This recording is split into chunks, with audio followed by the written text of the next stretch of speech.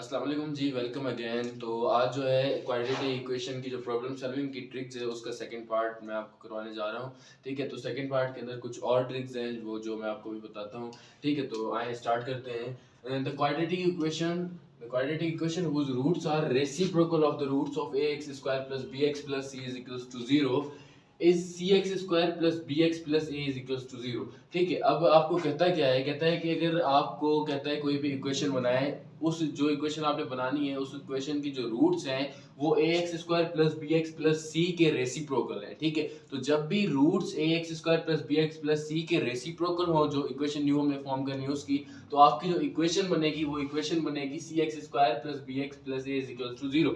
ठीक है, इसके अंदर हमने क्या है, तो coefficients are written in reverse order. तो आपके अब जो भी कोएफिशिएंट्स होंगे सिर्फ आप उनको रिवर्स ऑर्डर में लिख देंगे, यानी कि जो ए वाला है वो सी की जगह पर चला जाएगा, ए जो है वो हमारा सी की जगह पर आ जाएगा, और जो सी था वो हमारा ए की जगह पर आ जाएगा। ठीक है, नेक्स्ट फॉर एग्जांपल अगर इसके हम एग्जांपल लेते हैं, x square minus 5x plus x plus 6 is equal to 0, roots are alpha is equal to 2 and beta is equal to 3। अब आपके पास ये इक्वेशन है, अब इस इक्वेशन की जो रूट्स है वो एक रूट 2 है और सेकंड रूट क्या है, 3 है। अब अगर हम वो इक्वेशन बनाना चाहते हैं जिसकी रूट्स इस इक्वेशन के रेसिप्रोकल है, ठीक है, रूट्स आर रेसिप्रोकल। अब रेसिप्रोकल रूट्स क्या होंगे, alpha is equal to 2 and beta is equal to 1/3। ठीक है, एक 2 थी दूसरी 3 थी, जब रेसिप्रोकल करेंगे तो एक 1/2 और दूसरी क्या हो जाएगी 1/3 हो जाएगी। ठीक है, देन द इक्वेशन इज, तो अब इक्वेशन क्या हो जाएगी, जो c का कोएफिशिएंट है वो a वाली जगह पर आ जाएगा, यानी कि यहाँ पर जो c की जगह पर था वो क्या था, c की जगह पर 6 है तो 6 जो है वो आपका a की जगह पर आ जाएगा, और a पे कुछ भी नहीं है 1 है तो वो 1 आपका यहाँ आ जाएगा। ठीक है, देन इक्वेशन क्या बन जाएगी आपके पास, 6x square minus 5x plus 1 is equal to 0। ठीक है, अब आपको यहाँ कोई भी सॉल्यूशन करने की जरूरत नहीं है, सिर्फ आप देख के ही जो है वो न्यू इक्वेशन बना सकते हैं। ठीक है, coefficients are written in reverse order, तो हमने यहाँ पर क्या कर दिया है, सिर्फ कोएफिशिएंट्स को जो है वो रिवर्स ऑर्डर के अंदर लिख दिया है। ठीक है, आगे चले, the quadratic equation whose roots are double the roots of ax square plus bx plus c is equals to 0। अब आपने वो क्वाड्रेटिक इक्वेशन बनानी है जिसकी रूट्स इस इक्वेशन की रूट्स की डबल है। ठीक है, तो वो आपके पास इक्वेशन क्या हो जाएगी, वो आपके पास इक्वेशन बनेगी ax square plus 2bx plus 4c is equals to 0। पहले आपके पास इक्वेशन थी ax square plus bx plus c is equals to 0। अब अगर इस इक्वेशन की आपको डबल रूट्स की इक्वेशन बनानी है तो वो इक्वेशन जो होगी वो क्या हो जाएगी, ax square plus 2bx plus 4c is equals to 0।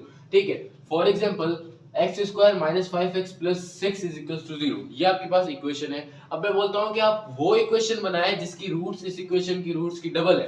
Roots are, अब इस इक्वेशन, ये वाली जो इक्वेशन है इस रूट्स की इक्वेशन की रूट्स क्या है, एक 2 है और दूसरी क्या है, 3 है। अब हम इन रूट्स को क्या कर रहे हैं, डबल कर रहे हैं। ठीक है, एंड डबल द रूट्स, अब इसकी जो रूट्स है वो डबल क्या हो जाएंगी, जो 2 है वो 4 हो जाएगी, और जो बीटा 3 है वो आपके पास क्या हो जाएगी, 6 हो जाएगी, यानी कि डबल हो जाएगी। देन द इक्वेशन इज, तो अब आपके पास इक्वेशन क्या बनेगी, इक्वेशन बन जाएगी x square minus 10x plus 24 is equal to 0। और सिंपली हम बोल सकते हैं इस तरह से, किस तरह से, जैसे ये मैंने आपको बताया ax square same to same आ जाएगा, फिर आएगा 2bx। अब इस इक्वेशन के अंदर देखें b क्या है, b तो 5 का 5 है, तो मैंने b को b की जगह पर रहने दिया, सिर्फ यहाँ पर 2 लगा दिया। ठीक है, और उसके बाद क्या है 4c, तो मैंने यहाँ पर 4 लगाया है और c जो है वो आपके पास सेम आ गया। तो अब कोई भी अगर आपके पास इक्वेशन आ जाए और आपको कहे कि भाई न्यू इक्वेशन बनाए जिसकी रूट्स इस इक्वेशन की रूट्स की डबल है, तो वो आप सिर्फ देखते ही इक्वेशन जो है वो बना लेंगे, आपको सॉल्यूशन करने की जरूरत ही नहीं पड़ेगी। ठीक है, अब the quadratic equation whose roots are nth times, अब ऐसी क्वाड्रेटिक इक्वेशन आ जाती है जिसमें आपको कहता है कि कोई न्यू इक्वेशन बनाओ जिसकी रूट्स nth टाइम है। ठीक है, the roots of equation ax square plus bx plus c, यानी कि nth टाइम का मतलब है यहाँ पर n कुछ भी हो सकता है, 3 4 5 6 7 8 9 10 एनीथिंग। ठीक है, सो 0, तो हमारे पास जो न्यू इक्वेशन बनेगी वो क्या बनेगी, ax square plus nx plus n square c।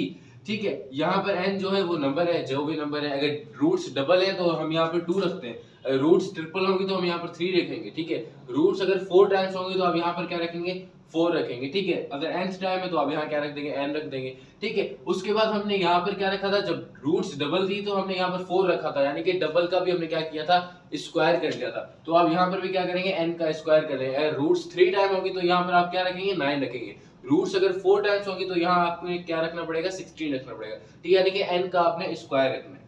ठीक हो गया। अब if d is equals to 0, अगर d आपके पास 0 आ जाता है, देन द रूट्स, तो आपके पास रूट्स क्या बनेगी, अल्फा बीटा दोनों की दोनों रूट्स आपके पास -b/2a बनेंगी।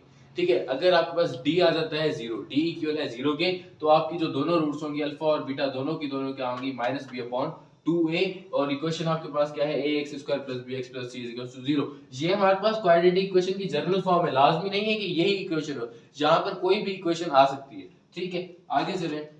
How many roots are positive and negative of the polynomial. अगर आपको कोई भी पॉलिनोमियल दे दिया जाता है और कहता है कि यार बताएं इस पॉलिनोमियल के अंदर पॉजिटिव रूट्स कितनी है और इस पॉलिनोमियल के अंदर नेगेटिव रूट्स कितनी है, तो आप किस तरह से बताएंगे? क्या घंटा बैठ के रूट्स निकालेंगे और फिर बताएंगे कि यार इसमें पॉजिटिव कितनी है और नेगेटिव कितनी है? नहीं, कोई प्रॉब्लम ही नहीं है। आज देखते हैं किस तरह से निकालेंगे। पॉलिनोमियल हमारे पास क्या है, ax⁵ + bx⁴ - cx³ - dx² + ex - f = 0।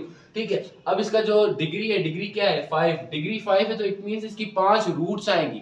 ठीक है, अब हमने बताना ये है कि 5 में से पॉजिटिव कितनी आएगी और नेगेटिव कितनी आएगी। तो आए बताएं, देखते हैं किस तरह से बताएंगे। फॉर पॉजिटिव केस, अब हम देख रहे हैं कि पॉजिटिव कितनी आएगी, उसके लिए हम क्या करेंगे, f(x), यानी कि पॉजिटिव रूट्स देख रहे हैं तो x हमने क्या किया, पॉजिटिव पुट किया, तो ये हमारे पास क्या हो जाएगा, ax⁵ + bx⁴ - cx³ - dx + ex - f। ठीक है, there are 3 changes of sign. यहाँ पर साइन की कितनी चेंजेस है, देखें यहाँ पर 3 चेंजेस है साइन की, 1 2 3, 3 चेंजेस आ रही है साइन में। ठीक है, so there are 3 positive roots, तो यहाँ पर पॉजिटिव रूट कितनी होंगी, 3। जितना रूट यानी कि जितना चेंज आएगा उतना ही हमारे पास क्या होगी, पॉजिटिव या नेगेटिव रूट्स होगी। ठीक है, अब देखते हैं negative case. For negative case, अब नेगेटिव केस के लिए क्या होगा, f(-x), अब यहाँ पर आप माइनस का x लगा देंगे। ठीक है, माइनस का x लगाएंगे तो ये आपके पास हो जाएगा -ax⁵ + bx⁴ + cx⁵ - dx² - ex - f। अब इसके अंदर देखें आप, जो है साइंस के अंदर चेंज कितना आ रहा है, 1 2, 2 साइंस के अंदर चेंज आ रहा है। ठीक है, there are 2 changes of sign, यहाँ पर साइन 2 साइंस के अंदर चेंजेस है, so there are 2 negative roots. तो अब यहाँ पर हमारी नेगेटिव रूट्स कितनी होंगी, 2 होंगी। ठीक है, अब हम कोई भी एग्जांपल करके देखते हैं। ये तो हमारे पास एक सिंपल सा जनरल फॉर्म थी, अब हम कोई और एग्जांपल लेकर देखते हैं। For example x³ - 1 = 0। अब ये हमारे पास एक पॉलिनोमियल है, x³ - 1 = 0। अब ये क्यूब है, इसकी 3 रूट्स आएगी। ठीक है, अब 3 रूट्स में से हम देखते हैं कितनी पॉजिटिव आएंगी और कितनी नेगेटिव आएंगी। भाई वो देखना है तो क्या करें, क्या इसकी रूट्स निकालें? नहीं भाई, रूट्स निकालने की जरूरत ही नहीं है। हम क्या करते हैं, सीधा ये करते हैं। ठीक है, फॉर पॉजिटिव केस, अब पॉजिटिव केस के लिए आप क्या करेंगे, यहाँ पर x आप पॉजिटिव लगा देंगे। ठीक है, सो x³ - 1 = 0। जैसे ही x आप पॉजिटिव लगाएंगे तो ये सेम का सेम ही रहेगा। ठीक है, अब ओनली 1 चेंज ऑफ साइन। अब यहाँ पर देखिए साइन का चेंज कितना आ रहा है, सिर्फ एक ही चेंज आ रहा है, ये नेगेटिव है और ये पॉजिटिव है, तो इसकी पॉजिटिव रूट्स भी कितनी होगी, सिर्फ एक ही रूट इसकी पॉजिटिव होगी। अब फॉर नेगेटिव केस, अब नेगेटिव देखते हैं कि भाई नेगेटिव रूट्स कितनी आएंगी। आप f(-x) लगा देंगे, यहाँ पर आप x क्या लगाना है, नेगेटिव लगा देंगे, तो ये भी नेगेटिव x हो जाएगा और ये -1 हो जाएगा। अब देखिए यहाँ पर साइन में कोई चेंज ही नहीं आ रहा है, ये भी नेगेटिव है, ये भी नेगेटिव है, नो चेंजेस ऑफ साइन। ठीक है, साइन का कोई भी चेंज नहीं है, so there is no negative root. तो यहाँ पर अब नेगेटिव रूट होगी ही नहीं, तो इसकी एक पॉजिटिव रूट है, नेगेटिव रूट इसकी है ही नहीं। ठीक है, बाकी 2 रूट्स कहाँ गई, क्योंकि इसकी रूट्स कितनी बनी है, 3 रूट्स बनी है, जिसमें से एक तो बन गई भाई पॉजिटिव, नेगेटिव इसकी कोई रूट ही नहीं है। अब बाकी जो 2 रूट्स रह गई वो कहाँ रह गई। ठीक है, अब 1 root is positive, 9 root is negative, एक पॉजिटिव है और नेगेटिव तो कोई भी नहीं है, एंड 2 रूट्स इज कॉम्प्लेक्स। तो बाकी जो 2 रूट्स बची है वो आपके पास क्या हो जाएंगी, कॉम्प्लेक्स हो जाएंगी, एंड पेयर ऑफ कॉन्जुगेट, और वो कॉन्जुगेट का पेयर होगी, यानी कि रूट सेम ही होगी, मैग्नीट्यूड सेम ही होगा, सिर्फ होगा क्या, कॉन्जुगेट होगा, एक प्लस में होगी एक माइनस में होगी। ठीक है, so that is all about problems of quadratic equation. ठीक है, तो क्वाड्रेटिक इक्वेशन के जो एमसीक्यूज है वो इसी तरह से सॉल्व किए जाते हैं। अगर आपने पार्ट 1 अभी तक नहीं देखा तो जाएं और पार्ट 1 को देख लें, लिंक मैं आपको डिस्क्रिप्शन में दे दूंगा। अल्लाह हाफिज।